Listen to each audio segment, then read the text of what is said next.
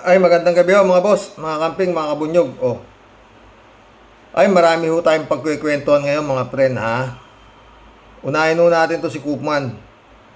Koopman, I can't understand why Duterte is here at ICC. Why not try him in Philippines? Mukhang ano to.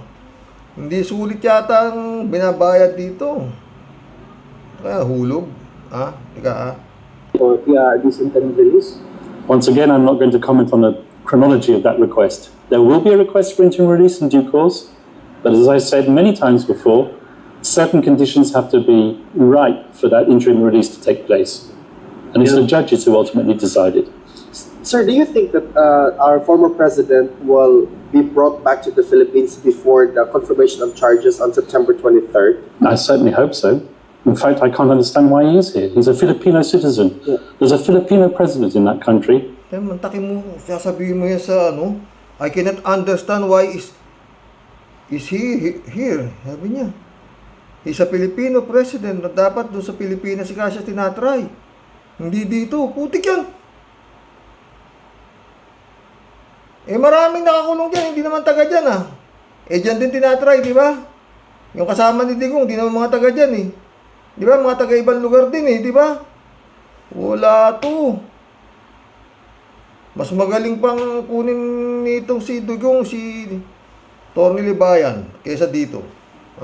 Tuloy. Country who threw a Filipino citizen over here to be tried. Why isn't he in the Philippines? Why isn't he being tried in the Philippines? Why is there not a Filipino judge who is trying him? Yeah, exactly, sir. Because that's the sentiment of a lot, if not most, of the Filipinos, that he is illegally detained here and that our judicial system is fully functioning well. So we don't understand why the ICC actually took cognizance of what's happening right now. Yes, I fully sympathize with that sentiment entirely. Thank you. Sir. Thank you, sir. Attorney, may we get your initial... Mana yan. Antakin mo. Ganyan ang argumento ni Koopman. Hindi ko tayo abogado pero pag ganyan ang argumento nito, dapat to sweldo nito pro bono. Kung sakaling magtagumpay yung kanyang salita at napauwi niya si Duterte bago mag-September 23, saka lang siya babayadan. Putik. Yung nagtatanong naman, mukhang Digong din. Bakit daw nandito, illegally detained? Ano yun? Mukhang drama yung tanungan na yun, Bakit daw hindi... Paano itatrial si Duterte sa Pilipinas? Wala nga nagsampa ng kaso.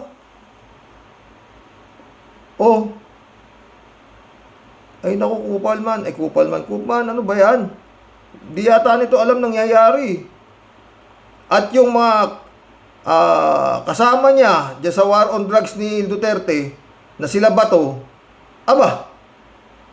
senador, wala rin kaso. At siya pa ang kasama si Amy, na nagpapatawag at iniimbestigahan ang Department of Justice, si Torre, at kinontempt pa yung ambassador yata na isa. Pinakontempt di ba to? Tapos sasabihin nyo, gumagana ng hustisya dito sa Pilipinas. Gumagana sa mga Duterte. Pero hindi sa mga biktima ni Duterte.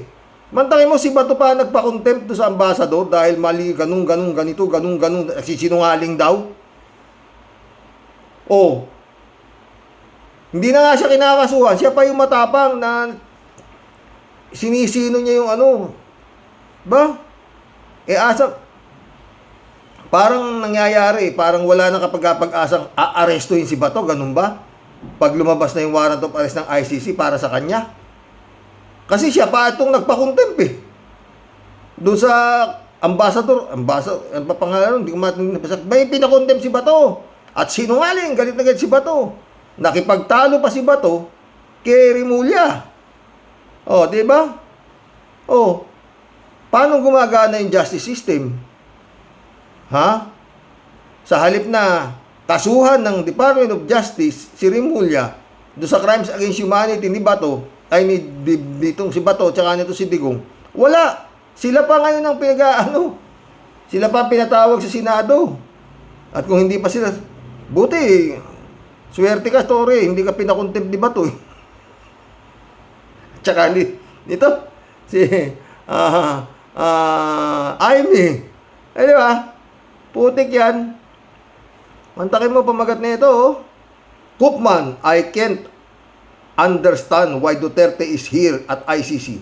Why not try him in Philippines? Oh, hindi niya alam.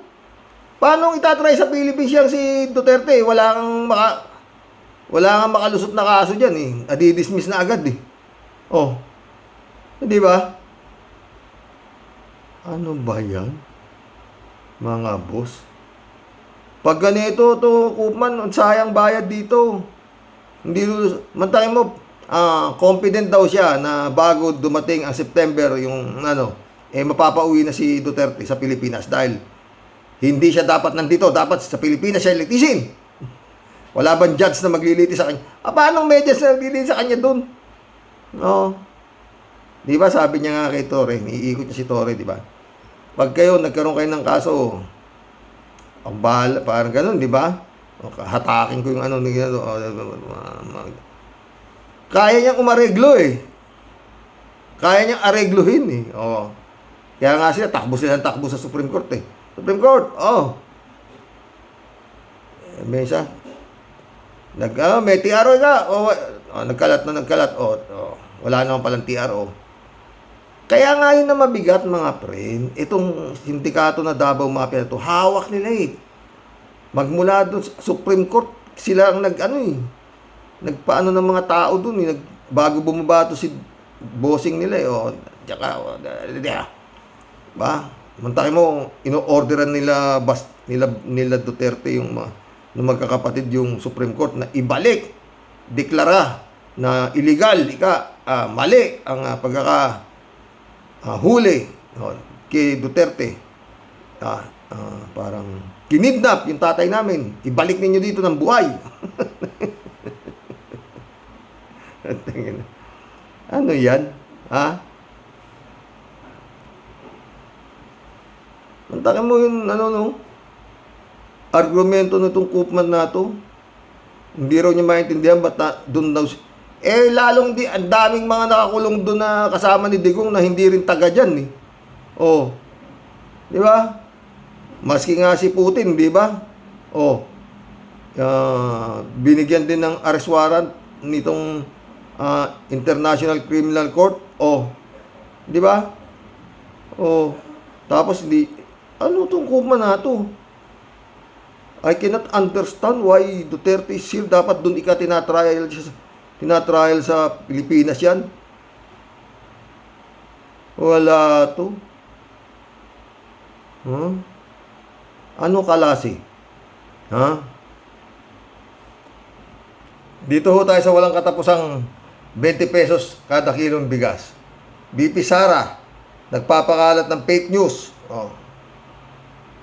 Today's newsmaker, Palace Press Officer and Communications Undersecretary Claire Castro. Si Yusek Claire Castro ho ito ha.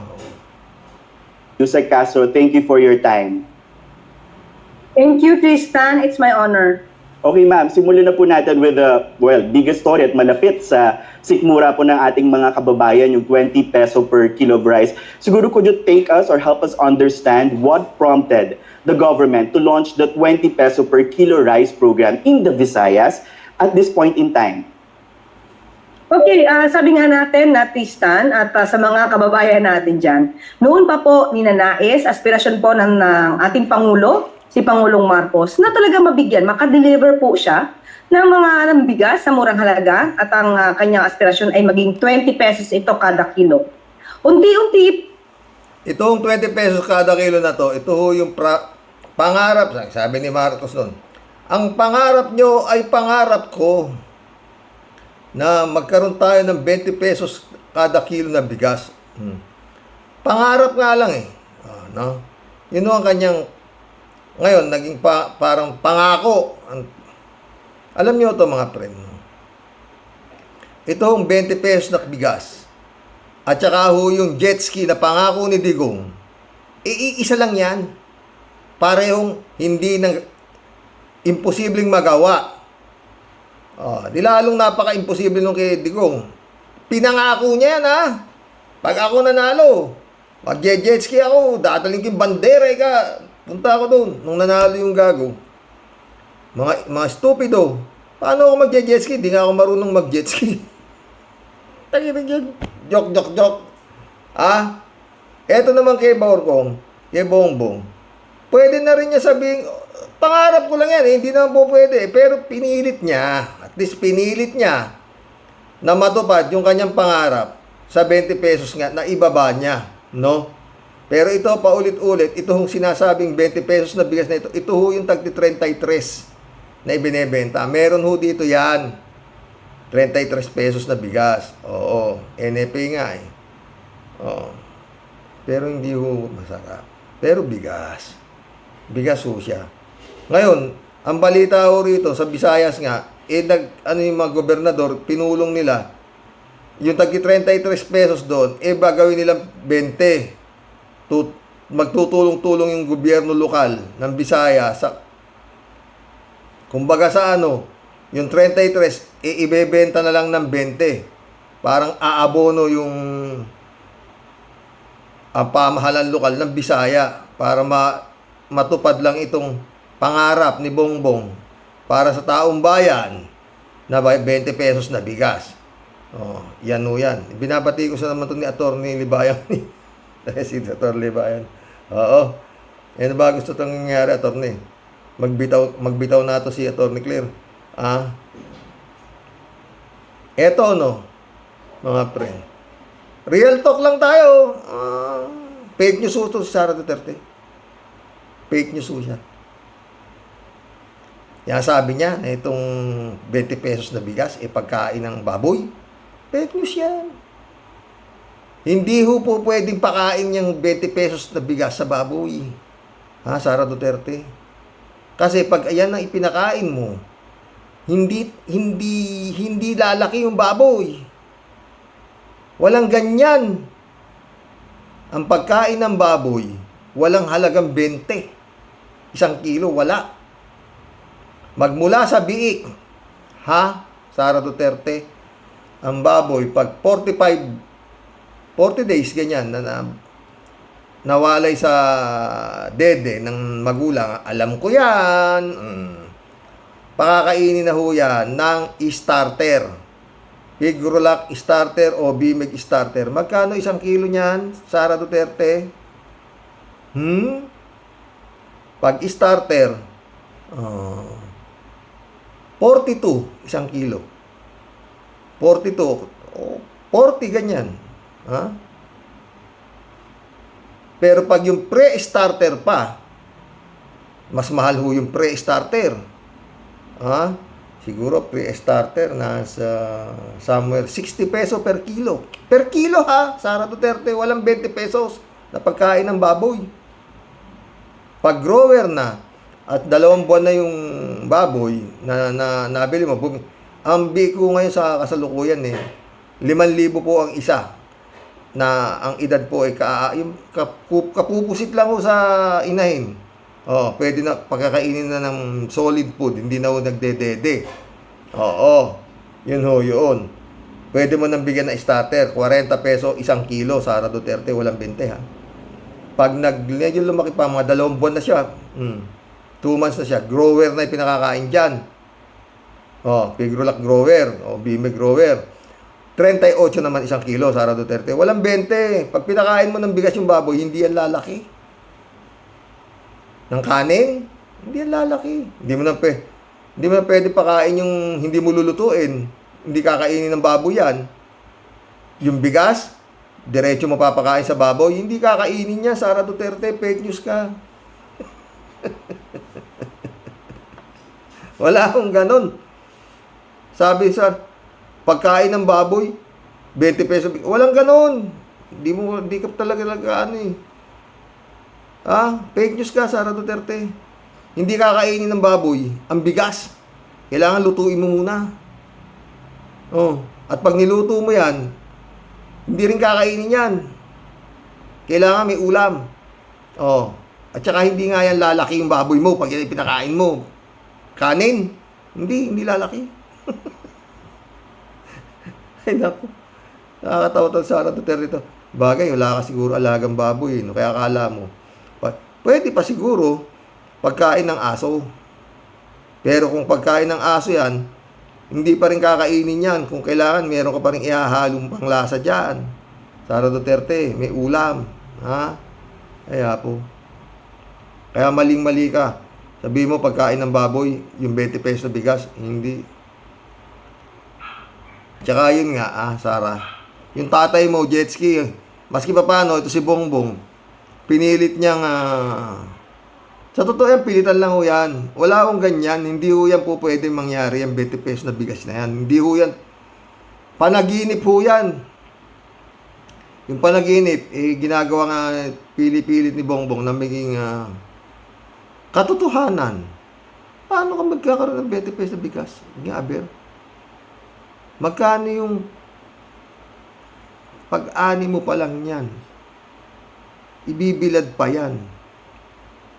Pag binenta mo namang sariwa yan, mura. Sa ngayon yata, ang matakbo dito presyo, nasa 16, 15, ganyan. Dry ho yun, dry. Kawawa ho yung magsasaka pag yan ho ang presyo ng palay. Sus Mariosep. Lugi na. Kawawa yung magsasaka, wala akong... D6, hindi... paano mo magiging bebeta ng 20 yung D6? Nga. Pagigiling mo yan. Ilan ang recovery niyan? Wala akong ganun. Wala akong ganun. Imposible po talaga yan, mga friend. Pero yan nga, pinipilit na maging totoo, lugi ho yan. Lugi. Pero yan, kung sila ang nagpapalugi, yung gobyerno, yung gobernador daw ang kausap, yung Gwen Garcia, yung ng Bisaya, napag-usapan nila, naabunuhan na nila yung 13. Sa halip na 33 ibinebenta, sila na mag-aabono at 20 na lang ibebenta. 10 kilo kada pamilya. Marami yung nagtatanong na mukhang ginagamit ninyo yan para pamumuliti ka. Hindi ho malayong ganun nga yun. Parang ayuda diba? Parang ayuda. Meron ng 20 pesos na bigas. 10 kilo lang mabibili ninyo kada pamilya, linggo-linggo. Ilang panahon na lang, eleksyon na. Di ba? Masyadong, mga friend. Masyadong imposible yan. Pero, pinakita ni Bongbong na pwede niyang gawin. Nagawa. Hindi kagaya ni Duterte. Yung jet ski, stupido, sabi niya doon sa mga... hinahanap ng mga... Katanga rin naman ng mga Pilipino, Akalain mo, inasahan pala nila na gagawin ni Digong yun, mag-jet ski, titirik yung doon sa... Anong katanga naman yan? Tangina naman. May umasa pala doon. Ano sabi ni Digong? Ano kayo? Mga stupido kayo. Pangkampanya ko lang yun. Maganda kay Digong, Hindi ko pinupuli ko. Dinediretso niya, Maski na Mantakin mo, mga stupido pala kayo. Pangkampanya ko lang yun. Talagang inaamin niya na nanbudol siya. Pero, sabi naman ng mga tanga.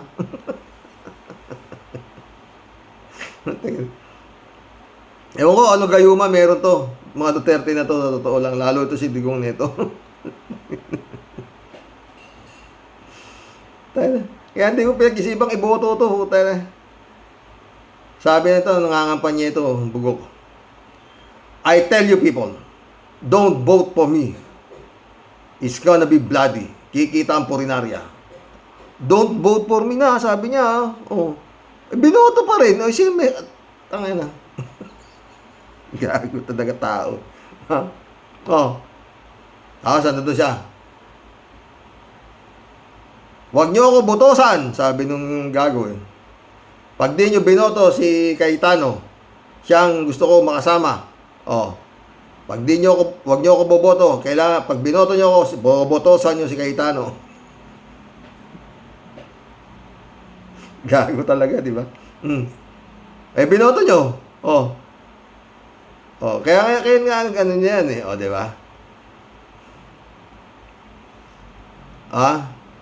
Ito naman si Amy. Suporta doon kay Digong nung eleksyon na yun. Oh. Pero si Duterte, ang sinuporta si Cayetano, hindi yung kapatid niya. Kaya, yan ang nangyari dyan eh. Yan kaya kalechi-lechi na. Pero asan ba kasi?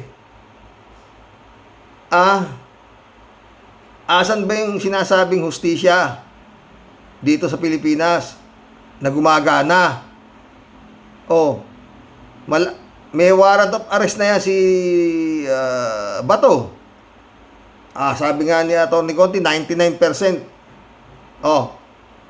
Pero, 99% na. Si Bato pa ang nagpapatawag ng sa Senado. Pinatawag sila Remulla, sila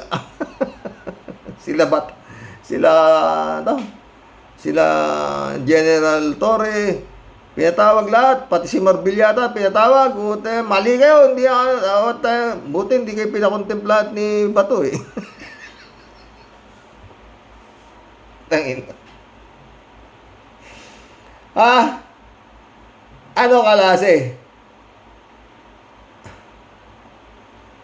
Tapos sasabihin ni Koopman, nagtataka siya, bakit hindi dito hinihiring si Duterte? Para, yung bata pa lang ni Duterte eh. Hinihiring na sila Remulla at saka sila Torre, Marbil, sila na hinihiring dito, pinakontempt anong nanginang yan. Ano kalase? Yung mga sinampang kaso ni Trillanes, kay Bongo, lahat mga sinampa, hindi gumagalaw. Oh. Utek yan. Anong sinasabi nitong si may hustisya? Asan hustisya? Asan? Walang takot yata hustisya pagdating sa mga kabataan ni Digong. Parang ganon, di ba? Ang takim ni Sara Duterte hanggang ngayon ayaw sampahan ng kaso. Iniintay impeachment. Sabi ni Sara, anong impeachment? Bukas kayo. Pakinggan natin to mga boss Resign or rise, the crossroads of power and legacy. As Rodrigo Duterte faces trial in The Hague, eyes turn to Vice President Sara Duterte, daughter, successor, and now facing an impeachment trial. Accused of fund misuse, she awaits Senate judgment. But resignation, a legal loophole, could halt proceedings. Constitutional experts disagree. Some say it ends the trial. Others insist that disqualification from office must still be decided. With elections looming and her 2028 presidential hopes at stake, Sara must calculate her next move carefully. Resign or fight?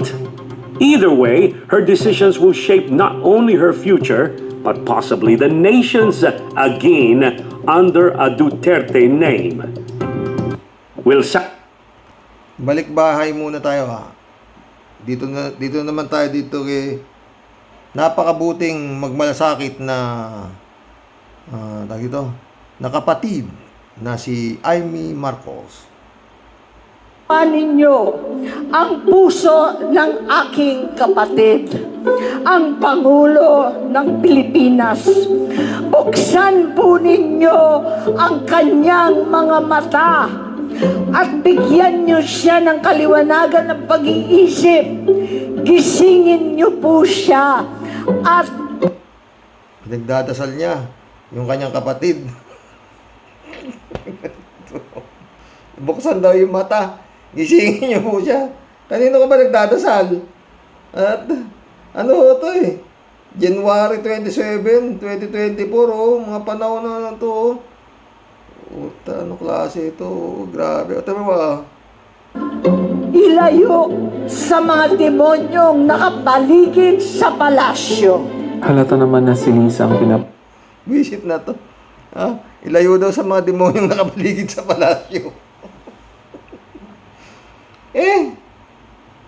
Ikaw ang napapaligiran ng demonyo. Wala, sakit sa ulo to si Amy na ito. Ang pinagtatanggol mo, yung mga halimaw. Ewan ko sa'yo. Pero nung pa yan, throwback lang ha. Magkulab na tayo mga friend, sakit tiyan ko.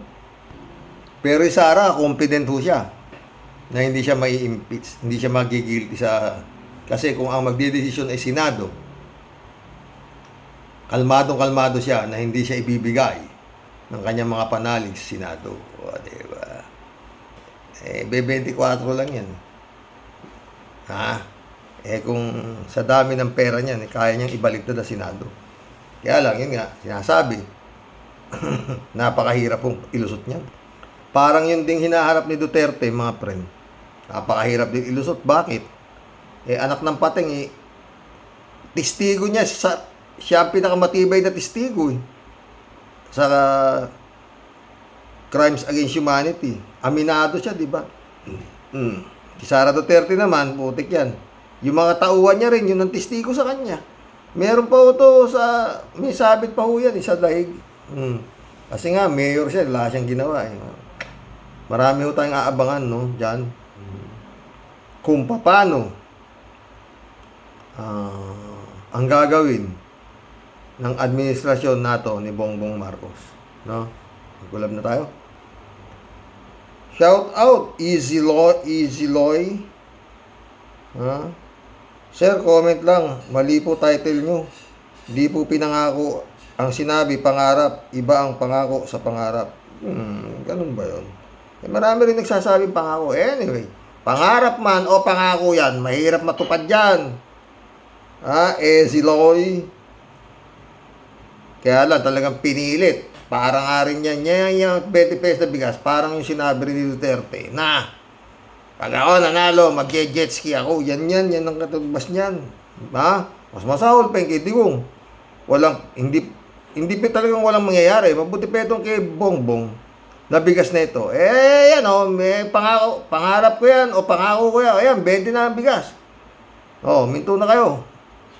Na kasisisi sa akin. Ayan meron ng 20 pesos na bigas. Tapos na nga. Maligaya na yung mga kaluluwa nyo. Ayan, 20 pesos na bigas. Pero yun nga, imposible yan. Danny Lopez, pinapanood ko mga vlogger pero hindi ako agad nagsusubscribe. Dito yung mga nakasubscribe dito, totoo kung ano yan. Nag-subscribe po sila ng wala akong ano. Minsan lang ako nagbablog Kaya nga yan, 25,000. Salamat na kay Lord yan. Joey Tobileo, shout out.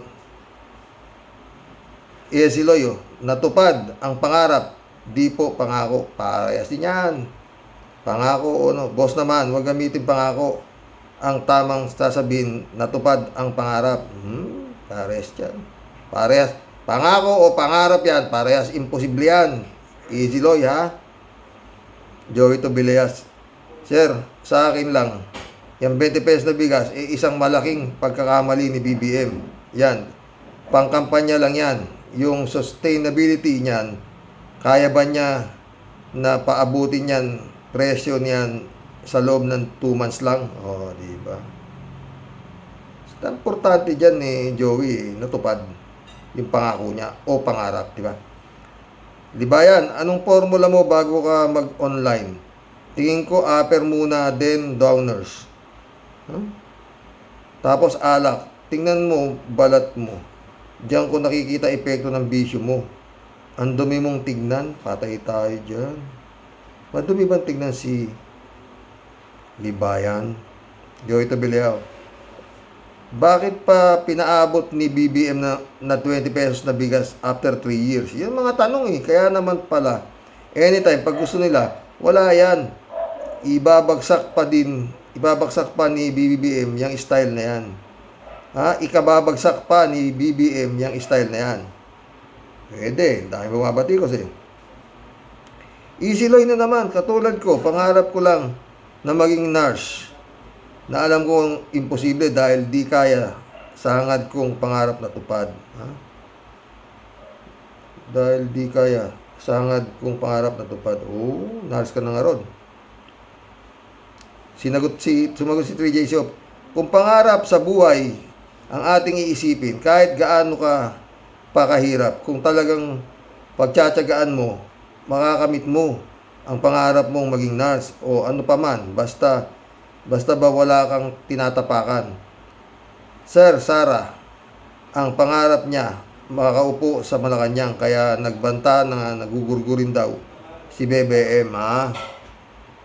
Alam nyo, ang lamang ni Sara Duterte kay Bongbong, si Sara Duterte, wala kayong masisilip dyan. Bakit? Walang pinangako yan nung nangangampanya, puro pa ganun-ganun lang yan. Ganun-ganun lang yan eh. May sinabi bang pangarap yan? Wala. Nagagawin niya pag siya naging pangalawang pangulo? Pag siya nanalong presidente? Wala. Oh. Walang ano yan. Hindi nga dumati ng debate yan eh. Kaya galit na galit yung mga vice presidential eh. Dahil para raw sila mga gago na debate yung nangunguna sa mabuti pa ito si Bongbong umatin ng debate sa SMMI. Kaya galit na galit si Kibulog. Nagamit daw sila, putik.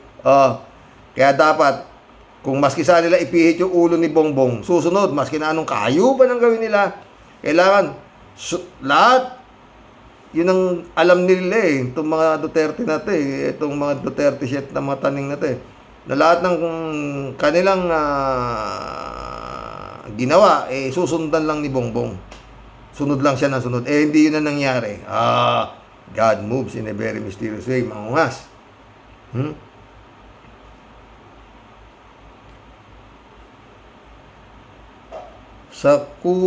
Sakura Rivers 10K 10K si nangako rin niya si Cayetano 10K wala na ibigay di ba?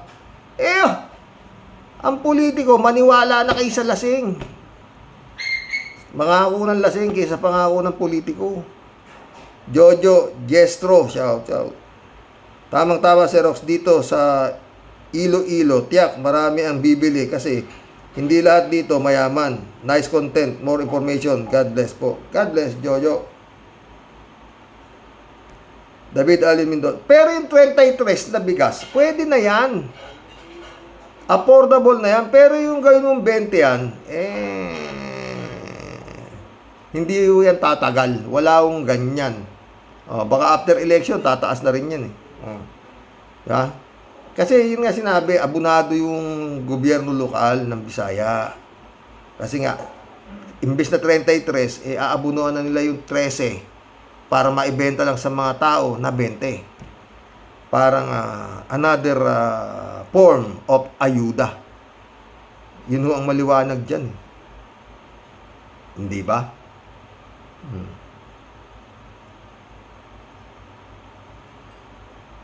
Ano sa palagay niyo? Tama ba ako? David Alvin Mendoza ulit oh.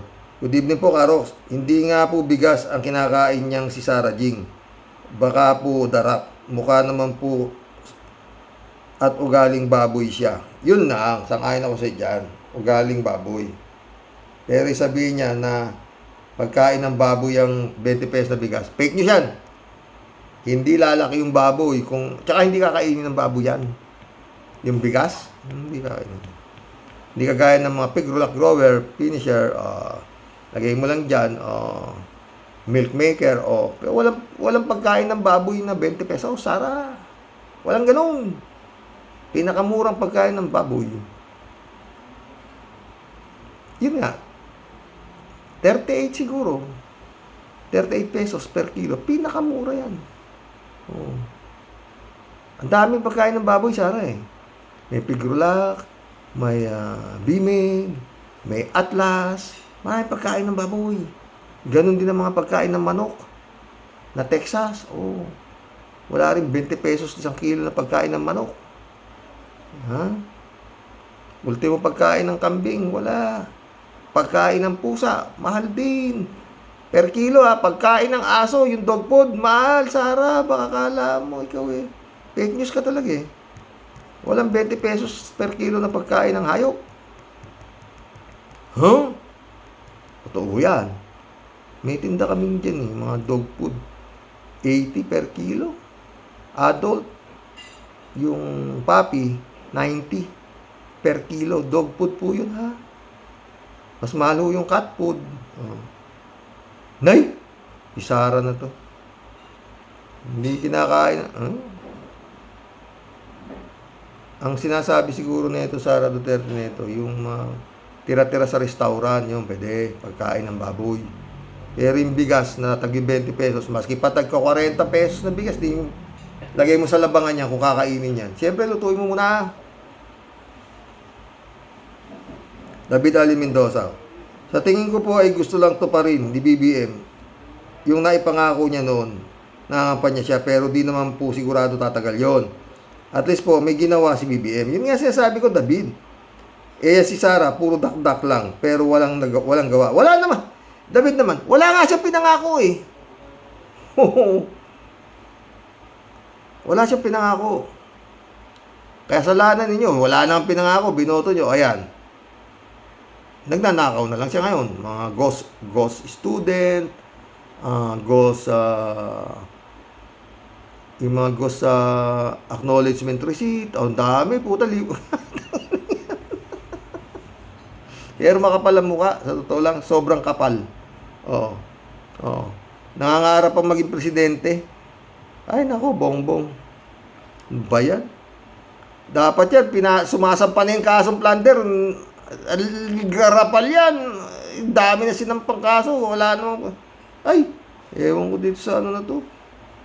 Ha? Ay, meron pala yung mga anomalya sa OBP at DepEd na di niya maipaliwanag. Yun nga ang nangyari.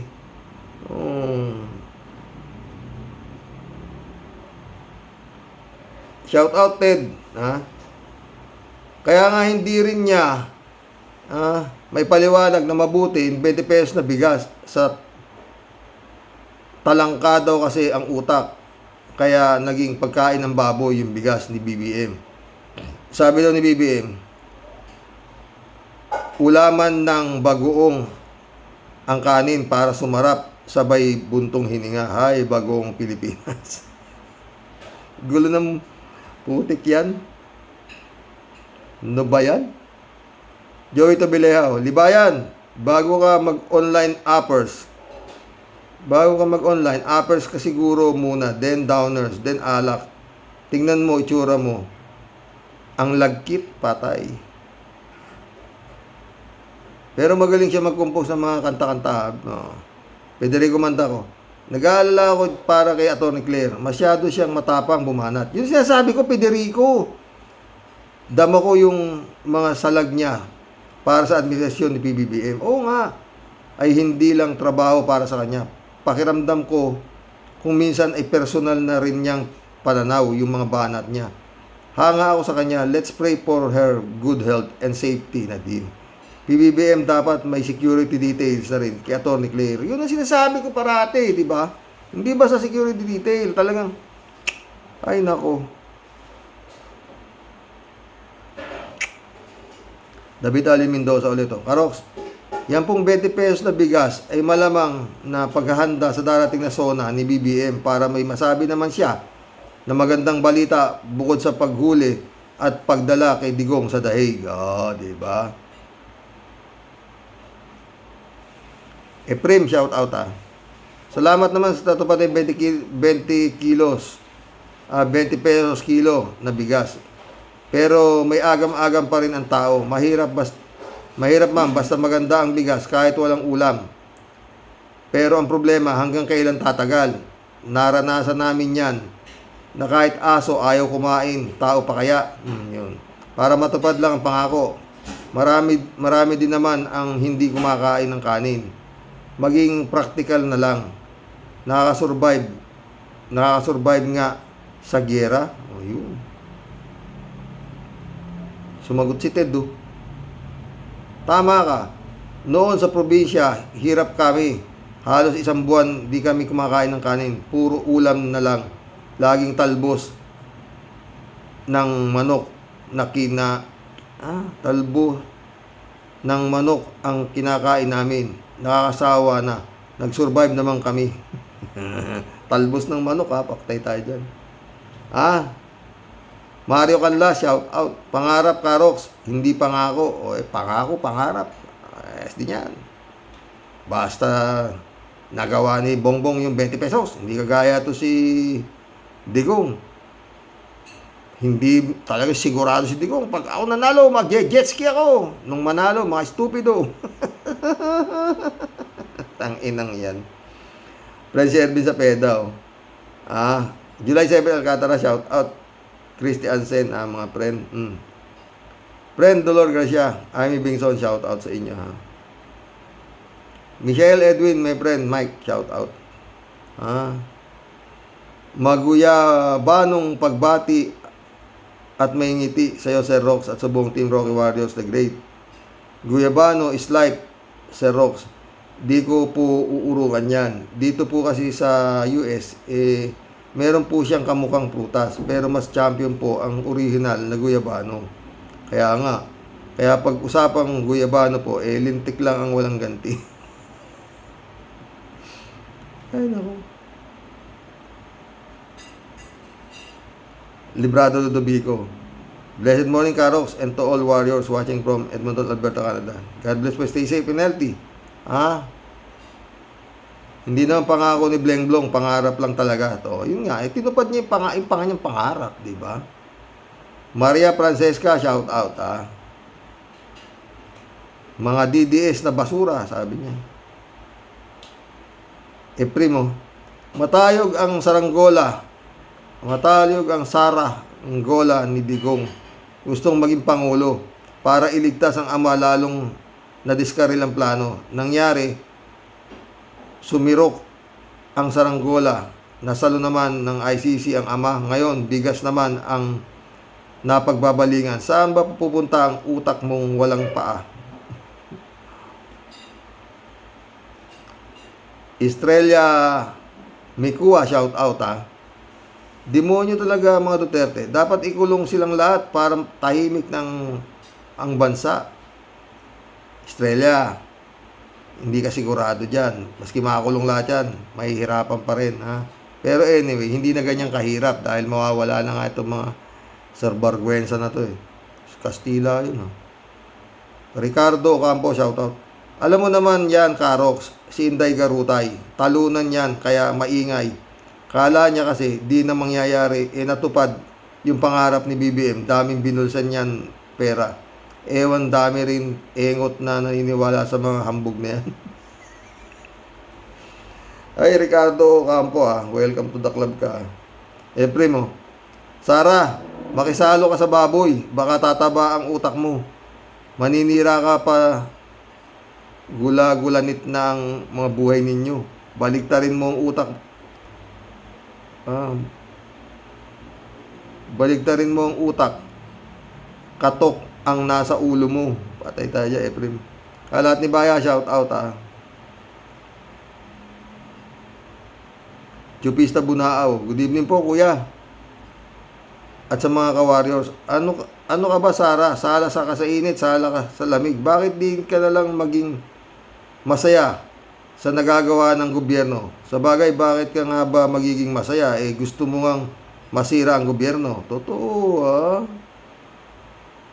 Sumagot si 3J Siopo. Never pong magiging masaya si Sara hanggat hindi siya ang nakaupo sa Malacanang. Naku, 3J Siopo ka. Pangarap niya lang yan,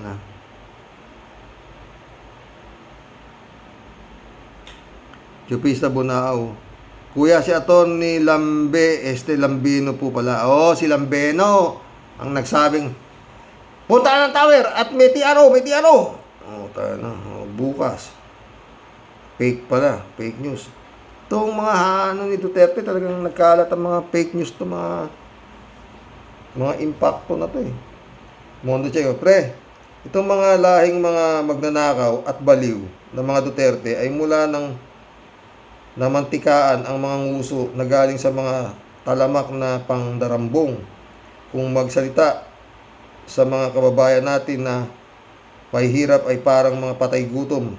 Bakit para saan ba galing ang mga kinakain ng mga angkan ninyo? Di ba sa mga pinagnanakaw ninyo sa kaba ng bayan? Yun nga eh. Kapal nga mukha nila. Sila pa matapang, no?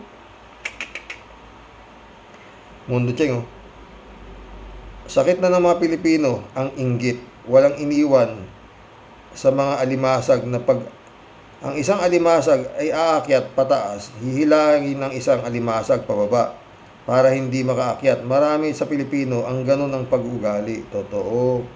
Marami rin tanga, no? Totoo lang, mundo. Ay, friend Shervin ulit, oh.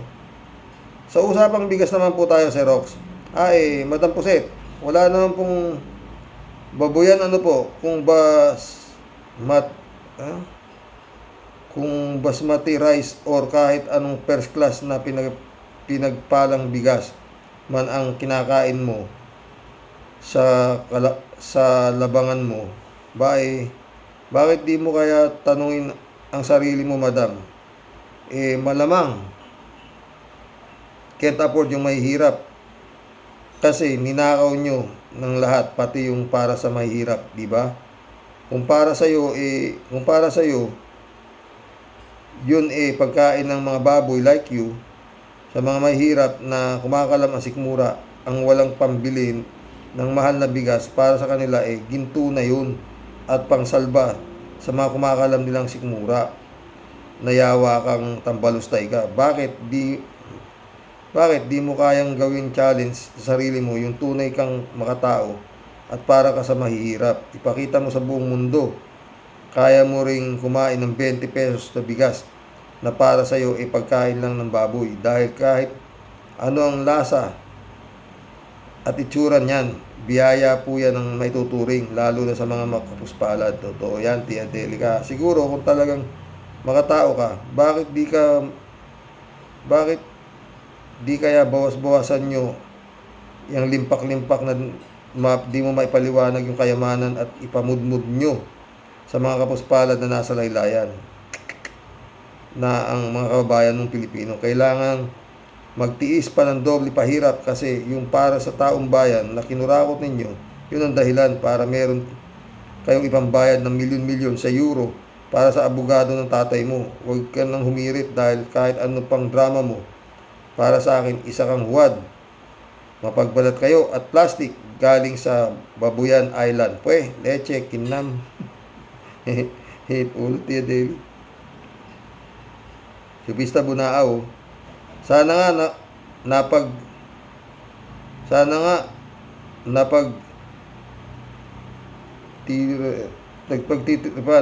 napagtitripan lang ni Attorney Claire.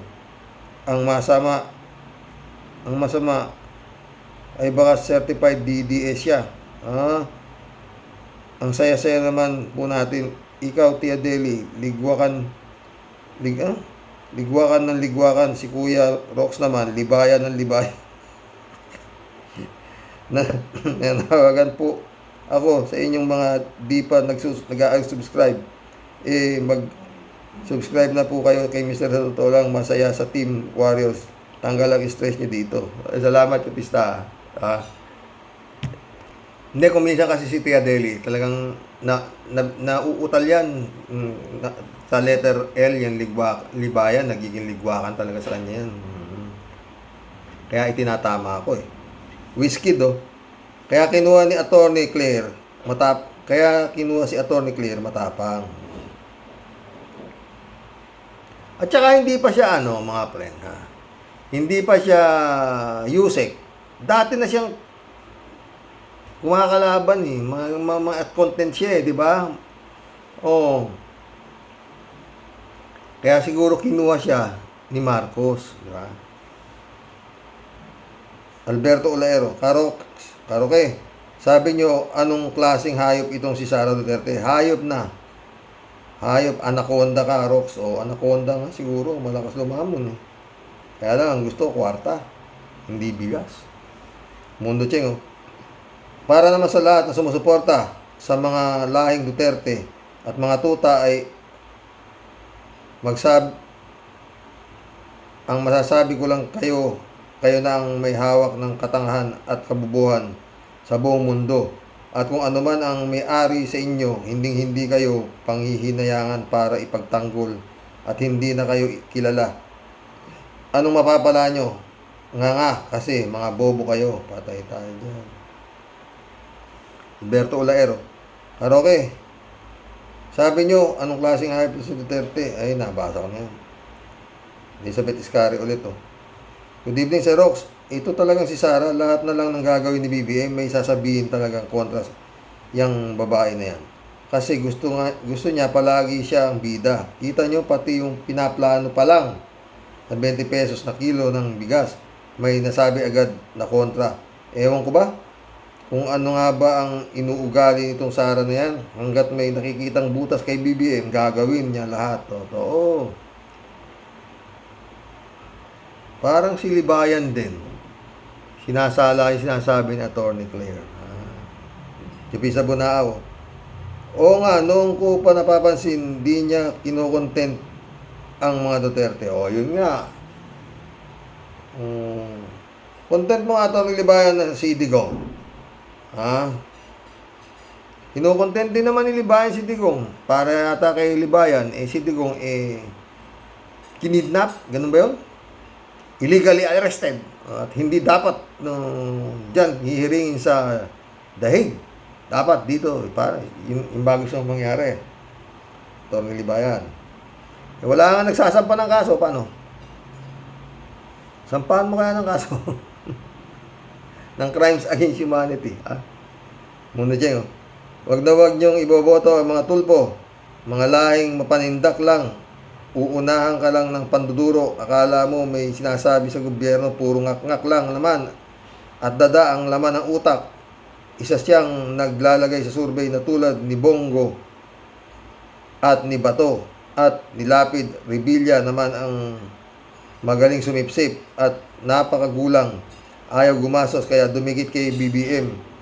Lalo na si Revilla hanggang ngayon hindi pa sinosoli, pinababalik na 80 million sa kaban ng bayan. Kanino mo pa ibinalik yung sa gobyerno o sa nagpalaya sa iyo, ha?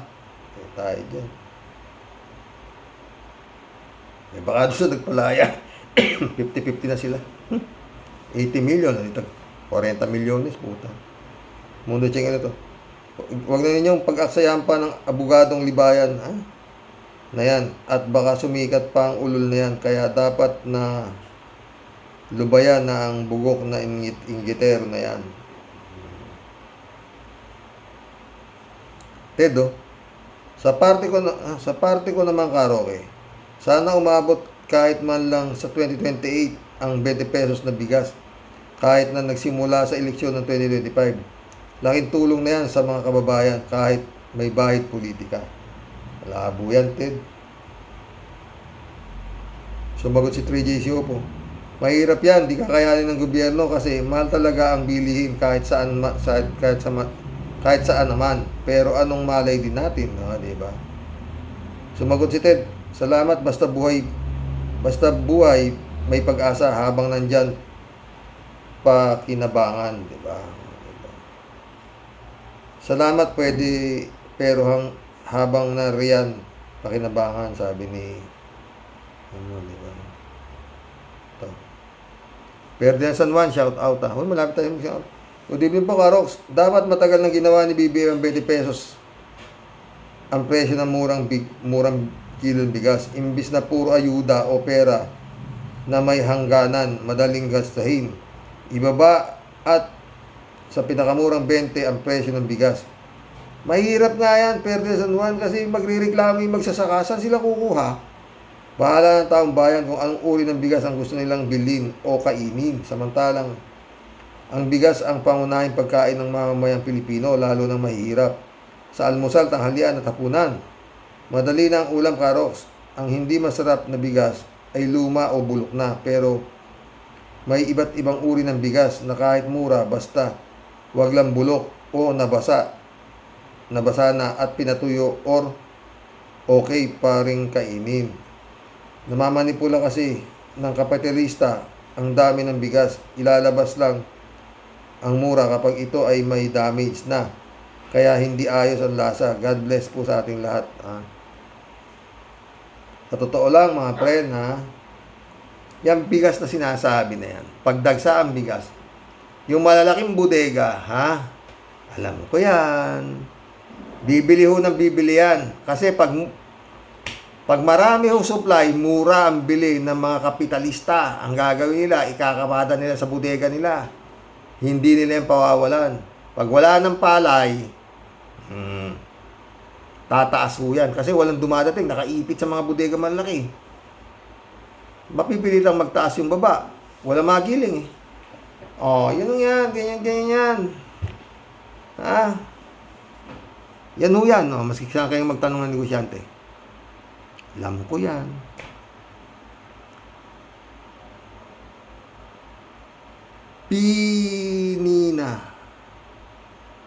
Pinina, Santiago. Shout out. Di ba po nung panahon ni Duterte may murang bigas silang nilabas na FRM China. Pag naluto, amoy parang plastic ang itsura ng butil ng bigas. Oh, hindi ko nakita yan eh.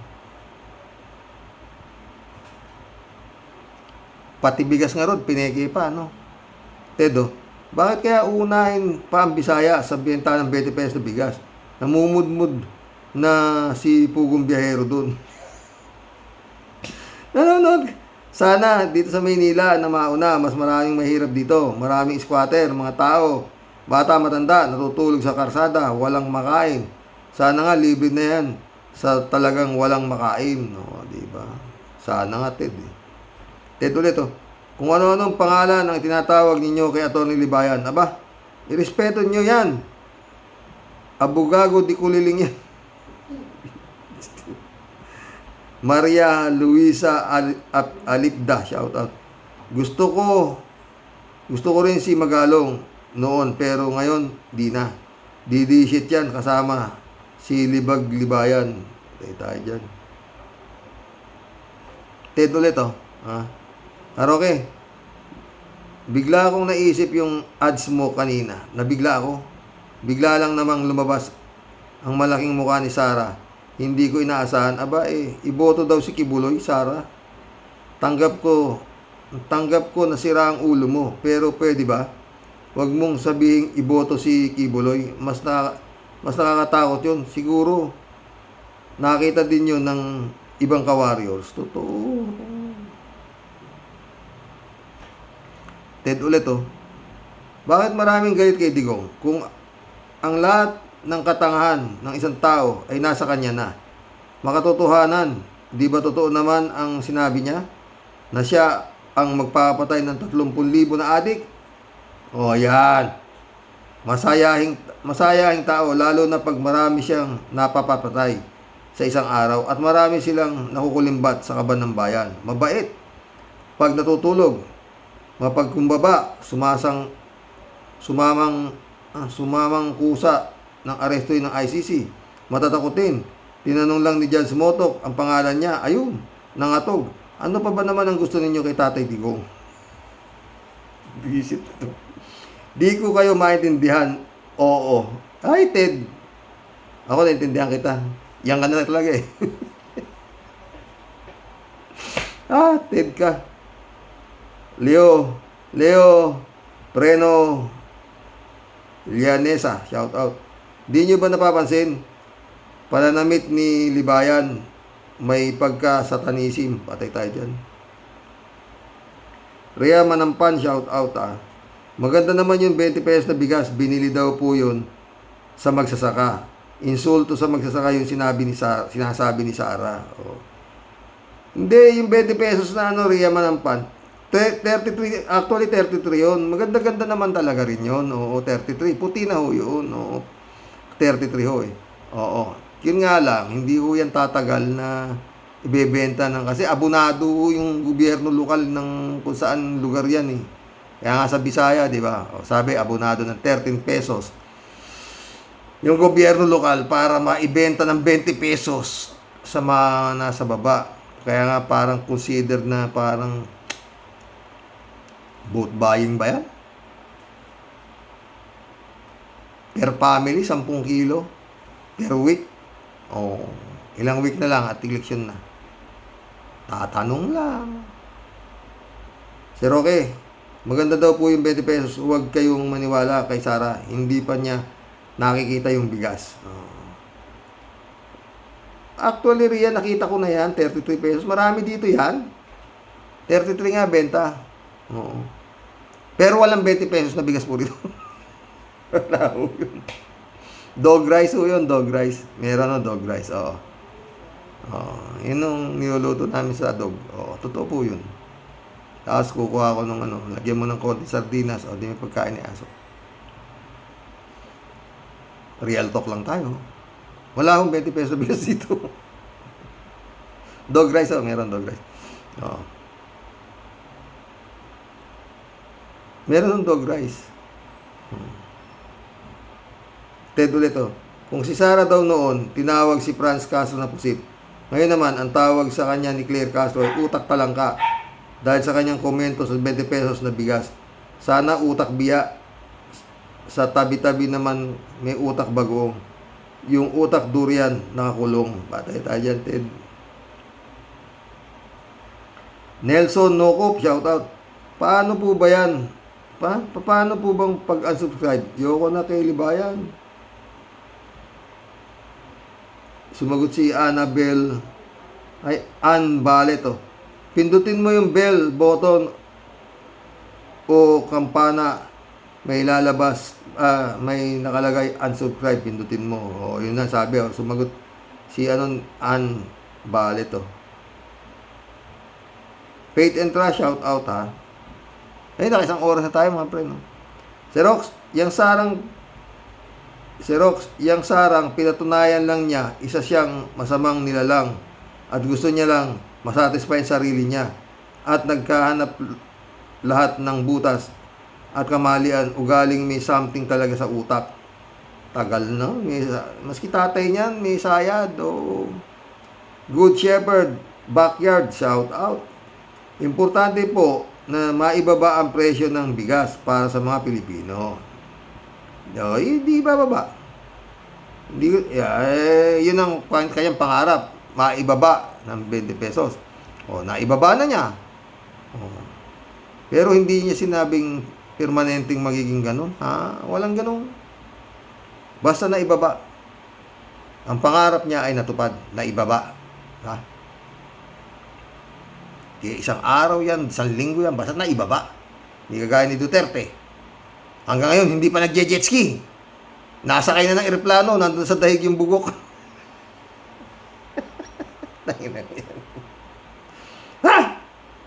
Isabel Scarre ulit. Nagdag-comment ko po din sa 20 pesos na bigas. Okay na din yan. Kasi, yung binibili kong bigas para sa aso ko, 34 pesos isang kilo. Visit. Ang laking tipid nito sa akin, Sir Rox. Totoo yan, Elizabeth ka. J-Rock 3932, shout out, greetings.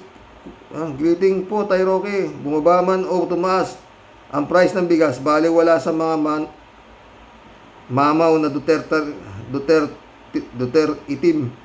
Di pa rin titigil sa pagsasabotay kay BBM. Totoo yan, J-Rock. 3J show po. Alam mo, Sir Rox, ito na naman tayo na ito. Yung 20 pesos na bigas ni BBM, alam naman nating panandalian lang yan. Parte rin yan ng election gimmick. Pero pasalamat na rin tayo at may bigas na mura. Para lang naman talaga yan sa mga nagtitipid at yung medyo kapo sa pera. Mahirap talagang i-maintain ang murang presyo ng bigas. Natural may mga namumuhunan din dyan. Kailangan kumita, ganun pa man. Kahit man lang sandali, nag-effort si BBM. Yun, ang sinasabi ko. Di kagaya nun si Digong, di ba? 3J shop ka, ha? Hindi man lang nag-effort mag-jet ski yung gago. Di nga rin marunong, putik. Diniretso na, stupido, ba't ka? Sabi niyung gago, 3J shop. Itong si Sara talagang sagad sa kasamaan. Imbis na magpasalamat, nilalait pa. Kaya naman niya nilalait kasi di siya nakagawa ng ganitong gimmick. Nung gimmick, wala nga siya pinangako Tama si Atty. Claire. Di pa nga nakikita ni Sara yung bigas hinuhusgahan na niya agad. Natural, hindi kakainin ganyang bigas si Sara dahil yayamanin sila at masasarap ang mga pagkain nila courtesy ng kanilang nakaw na pera sa taong bayan. Inabi mo pa, 3J Shop ka. Tawa-tawa.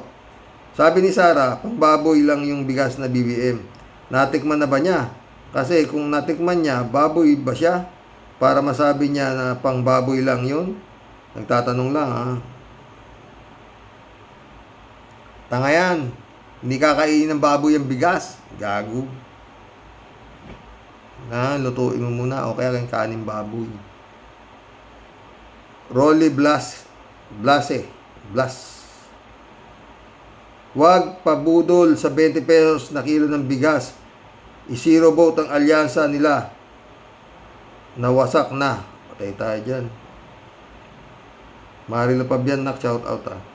Good day po tayo sa mga ka-warriors. Maraming matutuwa at katuparan ng programang 20 pesos na bigas. Mas lalo na yung nasa laylayan ng ating lipunan.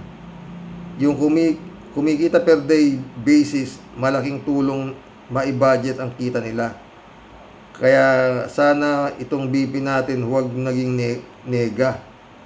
Tumulong na lang siya para sa ating bansa. Sa halip manira siya ng manira. Magantay siya ng 2028 kung kalooban na nandito pa siya. Doon mapapatunayan niya kung gusto siya ng tao. God bless us po tayo sa mga ka-warriors. Pag si Sara Duterte nakatakbo sa 2028, yan o ang isang napakalaking milagro ni Taning. Sebastian Sartin Gonzaga, shout out. C4 rice ang pinakamahal na bigas. Oo, C4 ba? Basta alam ko yung Hasmin, yan, mabango yung pag niluto mo, sarap. Yun ang bigas namin. Sarap nun. Maski ulam ka ng tuyo, kamatis, kalat niyo. Good afternoon, Kasani. Tira na lang ng Kasani kahit pagod ka na. Wag mong tantanan ang mga ungas na zombie. Mga ungas na zombie na yan. Tirahin mo sila. God bless your family. God bless kalat niya. Reynaldo Gonzalez, shout out ha. Rice is life. Pero kay Sara, rice is not life. Yun. Clarita Destrito, hindi yata bigas ang kinakain ni BP Sara, kundi confidential pan. Kaya mabilis niyang naubos yung confidential pan. Ang bigas ay para sa mga hayop na alaga lang niya. Yun. Kaya kinakain ito pero Jerry De La Rosa, shout out. Watching replay, sir.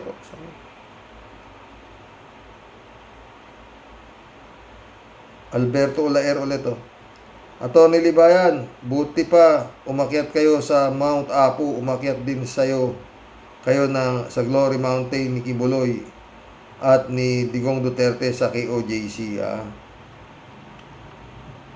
Pastor Jun Lagon, my friend, shout out Jeff Ramos na mission accomplished mga friend, naka-1 oras tayo. Diba? Masaya yung kwento natin mga boss. Ang dami natin si Aimee yun. Ay! Sige po, hanggang bukas po muli. God bless. Dasal, mga boss. Huwag mo tayo makakalimut. Napanood ko na naman kanina yung mga nanggagamot, natutumba, putik yan.